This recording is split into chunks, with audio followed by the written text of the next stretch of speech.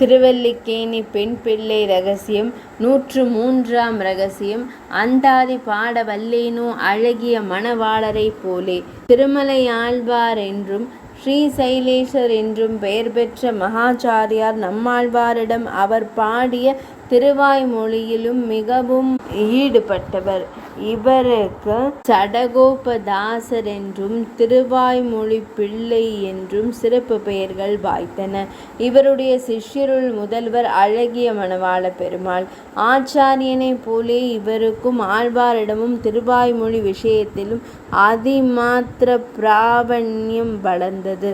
ஆச்சாரியரே இவரை திருவாய்மொழியை பிரவச்சனம் பண்ணுவதே போதுபோக்காயிருக்கும் என்று நியமித்திருந்தார். அழகிய மணவாள பெருமாள் தெள்ளியதா நம்பிள்ளை செப்பு நெறியாம் ஈடு 36,000 படி என்னும் திருவாய்மொழி விளக்கத்தை ஒரு சொல் விடாமல் மனதில் தரித்து பலருக்கு போதித்தார். ஸ்ரீ ரங்கநாதனே இவரை அழைத்து தன் முன்னே திருவாய்மொழியை அதன் வியாக்கியானங்களுடன் விளக்கி உரைக்கும்படி ஆணையிட்டு அப்படியே ஓராண்டு காலம் காலக்ஷேபம் நடந்தது பிரசித்தமான வரலாறு. சந்நியாசிரமம் ஸ்வீகரித்த போது பெயரை மாற்றாமல் முன்படியே கூறும்படி அரங்கன் நியமித்தபடியால் தரிசனத்தில் இவர் அழகிய மணவாள மாமுனி என்றும் வரவர முனி சவ்யோ பயந்தா முனி என்றும் அழைக்கப்படுகிறார். இவர் திருவாய்மொழியிடத்தும் நம்மாழ்வாரிடத்தும் தமக்குள்ள பிரேமைக்கு போக்கு வீடாக திருவாய்மொழி நூற்றந்தாதி என்ற பிரபந்தத்தை இயற்றி அருளினார்.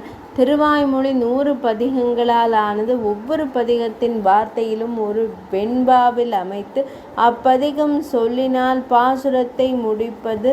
ஒவ்வொரு பாசுரத்திலும் இப்படி பாடிய ஆழ்வாரை ஏத்தி வணங்கு என்பது போல கூறி ஆழ்வார் திருநாமத்தையும் பாசுரத்தில் அமைத்து தமக்கு ஆழ்வார் பாலுள்ள பிராவண்யத்தையும் காட்டி ஒரு நூற்றந்தாதியாக பாடினார்.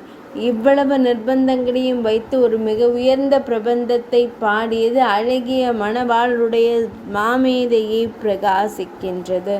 இப்படி யார் பாடவல்லர் என்று மாமுனிகளையே கேட்கிறார் அம்மையார்.